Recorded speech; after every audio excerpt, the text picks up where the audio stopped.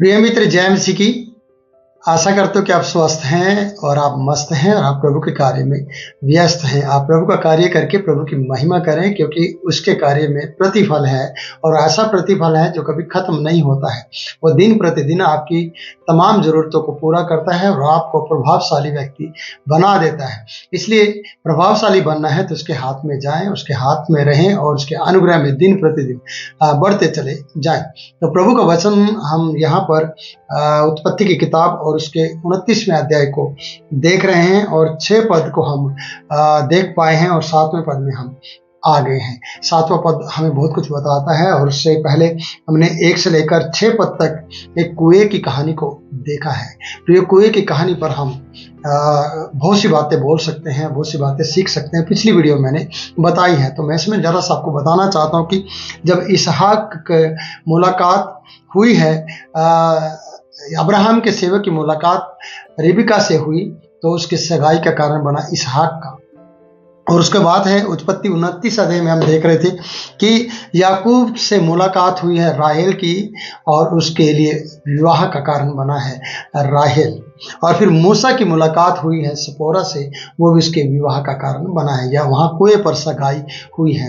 और सबसे लास्ट बात है कि यीशु मसीह की मुलाकात सामरी स्त्री से हुई है और जीवन जल के सोते के साथ उसकी सगाई और उसके रिश्ता हमेशा के लिए हो गया है, जो उसकी बेटी के रूप में और उसकी प्रिय दुल्हन के रूप में वो स्वर्ग की एक बेटी बन गई है। एक बहू के रूप में हम कह सकते हैं, जो पवित्र दुल्हन के समान उसकी बेटी बन गई है, जिसने अपने जीवन में पश्चाताप किया और बदलाव किया और वो सुसमाचार प्रचारक के रूप में उस गांव में वापस लौट कर गई, जो सिर्फ पानी भरने के लिए आई थी, जो दोपहर के समय में आई थी, जो ऐसे समय में आई थी जब कोई स्त्री उसके साथ नहीं थी। वो अकेली थी, क्योंकि उसका जीवन स्त्रियों के साथ मिलकर चलने वाला नहीं था। वो अपनी मनमर्जी से चलती थी, लेकिन आज उसके बात पर लोगों ने विश्वास किया और यीशु को जानने का मौका मिला है।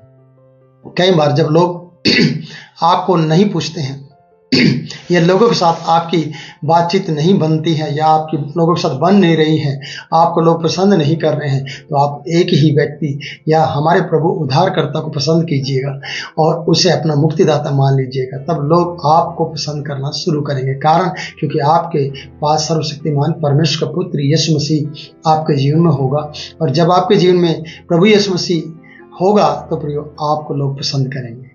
सामरी स्त्री को कोई पसंद नहीं करता, कारण क्योंकि इसका जीवन ठीक नहीं था और यह अकेली ही पानी भरने के लिए गई थी, क्योंकि साथ में कोई और स्त्रियां नहीं थी।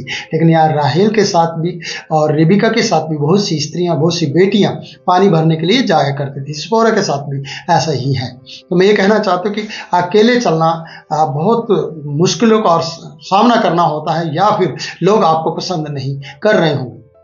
मसीह में रहते हुए आपको अकेला चलना नहीं पड़ेगा। क्यों? क्योंकि बेशक आपके रिश्तेदार, आपके प्रियजन आपको छोड़ दें, पर यीशु आपके साथ साथ चलेगा। पवित्र आत्मा आपके साथ साथ चलेगा और आप अकेले नहीं रहेंगे। तो प्रियो, आपको इन वचनों से ये सीखना है कि मैं क्या कहना चाहता हूँ। आइए हम याकूब की कहानी को आगे बढ़ाते हैं और 7 पद को पढ़ते हैं। उसने याकूब ने चरवाहों से कहा, देखो अभी तो दिन बहुत है, पशुओं को इकट्ठे होने का समय नहीं है, इसलिए भेड़ बकरियों को जल पिलाकर फिर ले जाओ। 8वां पद बताता है, उन्होंने कहा, हम अभी ऐसा नहीं कर सकते हैं। उसका कारण है, जब सब झुंड इकट्ठा हो जाएंगे तब पत्थर कुएं के मुंह से लुढ़काया जाएगा, तब हम भेड़ बकरियों को पानी पिलाएंगे या पिला सकते हैं। ऐसा बताया गया है, क्योंकि सिर्फ नियम कानून या शर्तें लागू हो सकती हैं कि ऐसे कोई भी उस कुएं के मुंह को, पत्थर को नहीं हटा सकता है। तो 9 पद में आते हैं, उनकी बातचीत हो ही रही थी कि राहेल जो पशु चराया करती थी, अपने पिता की भेड़ बकरियों के साथ लिए हुए आ गई। और याकूब ने अपने मामा लाबान की बेटी को, राहेल को और भेड़ बकरियों को देखा तो निकट जाकर कुएं के मुंह पर से पत्थर लुढ़काया और अपने मामा लाबान की भेड़ बकरी को पानी पिलाया। अब उसे इंतजार नहीं हो रही है। वो चरवाहों को फ्रीडम दे रहा था कि अभी पानी पिलाओ और जाओ, लेकिन वो ऐसा नहीं कर सकते थे। पर उसने कहा, कोई बात नहीं।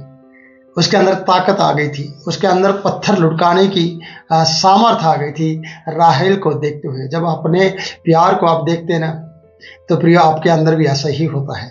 जैसे कि याकूब के अंदर अकेले ही पत्थर हटाने की ताकत आ गई। पहले वो चरवाहे की मदद लेता, पत्थर हटाकर उनके भेड़ों को पानी पिलाने के लिए उन्हें कह रहा कि तुम जाओ, लेकिन वो गए नहीं। पर उसने राहेल को देखते ही पत्थर को लुढ़काया और उसकी भेड़ बकरियों को पानी पिलाया। कारण क्योंकि उसका प्यार, उसका यार, उसकी ताकत और जिसे वो मिलना चाहता था उसके सामने थे। उसी प्रकार से मैं आपसे कहना चाहता हूँ, बेशक आप निर्बल और कमजोर होंगे, जब यीशु आपके सामने होगा तो आपके अंदर भी ताकत आ जाएगी, आपके अंदर भी बल आ जाएगी। जब आपका अपना प्रियजन आपको काफी सालों बाद दिखाई देता तो आपके अंदर एक ऐसी सामर्थ्य और ताकत आती है कि आप उसे गले लगा लेते हैं, आप उसके साथ चिपक जाते हैं और आपको बोलने की और सोचने की, समझने की ताकत आ जाती है आपके अंदर। जिस प्रकार से याकूब को हम देख रहे हैं, तो याकूब को बताते हैं कि हाँ उसने अपनी मामे की भेड़ बकरियों को पानी पिलाया, यानी राहेल की उसने मदद की है। और राहेल भी पानी उस वक्त नहीं पिला सकती थी जब तक सारे चरवाहे अपनी भेड़ बकरियों के साथ यहाँ पर इकट्ठे नहीं हो जाते। पर याकूब ने ये कर दिखाया, अपने मामा के घर जाने से पहले राहेल के लिए उसकी भेड़ बकरियों को या मामा की भेड़ बकरियों को पानी पिलाया, जबकि वो औरों की भेड़ बकरियों को पानी पिलाने के लिए तैयार था। जैसे कि उसने अन्य चरवाहों से कहा कि तुम पानी पिलाओ और जाओ, और अभी दिन काफ़ी है, लेकिन वो लोग नहीं गए क्योंकि वो ऐसा नहीं कर सकते थे। याकूब ने ऐसा करके दिखाया। आगे पढ़ते हैं 10 पद। हाँ, 10 पद को 11 पद को पढ़ते हैं कि तब याकूब ने राहेल को बता दिया कि मैं तेरा फुफेरा भाई हूं, अर्थात रिबका का पुत्र हूं। तब उसने दौड़ के अपने पिता से कह दिया और खुश हुई। और यहां पर लिखा है, उसने अपने भांजे याकूब का समाचार पाते ही लाबान उससे भेंट करने को दौड़ा और उसे गले लगाकर चूमा, फिर अपने घर ले आया। याकूब ने लाबान को अपना वृत्तांत सुनाया। इस बात पे हम आगे बात करेंगे, पर 11 पद हमें बता रहा है कि याकूब ने राहेल को चूमा और ऊंचे स्वर से रोया। रोने का कारण क्या है? क्योंकि उसका अपना जीवन साथी या अपना प्यार उसे मिल गया और अपना घराने की वो स्त्री उसे मिल गई, वो बेटी उसे मिल गई जिसे लेने के लिए उसे भेजा गया था, जिसके पास उसे भेजा गया था। और वो यात्रा में अकेलापन महसूस कर रहा था, इसलिए उसका रोने का कारण, आंसू आने का कारण, ऊंचे स्वर से रोने का कारण यह था कि वो काफी दिनों से यात्रा कर रहा था और अपने घर की उसे याद आ रही होगी, और जहां उसे पहुंचना था वो वहां पहुंचना के लिए स्ट्रगल कर रहा था, मेहनत कर रहा था।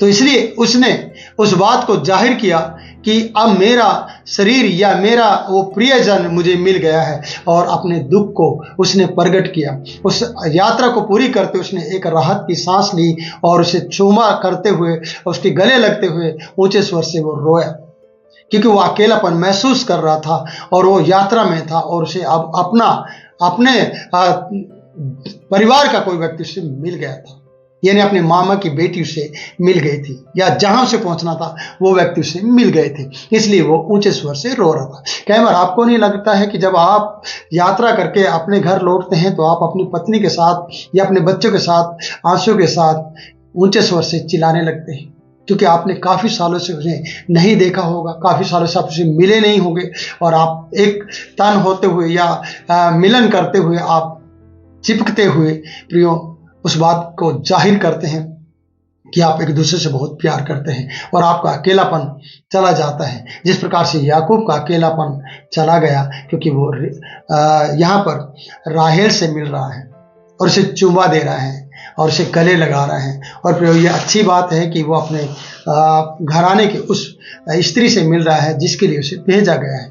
कि प्रियो उसका टारगेट जहाँ पहुँचना था वहाँ पूरा हो गया है, और वहाँ उसने अपनी उस बहन को चूमा दिया है और उसे गले लगाया है। कहेंगे रिबका का बेटा था और मामे की बेटी को यानी बहन लगी, फिर भी हम इस रिश्ते को और दूसरे रिश्ते में बदलते हुए अगली वीडियो में देखेंगे।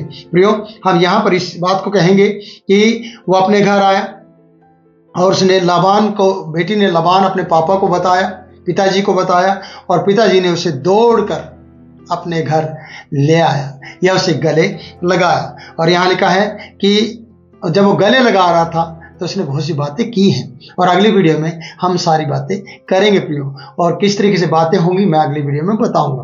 पर मेरा इतना ही है कि जब आप अपने प्रियजन को देखते हैं तो आप ऊंचे स्वर से रोने भी लगे होंगे और आप उस बात को याद कर रहे होंगे। तो ये प्यार है और ये अंदरूनी बातें हैं जो बाहर प्रकट होती हैं। और याकूब अकेला यात्रा करते करते करते थका होगा और उसने राहेल को देखते ही इस बात को महसूस किया है कि अब मैं अकेला नहीं।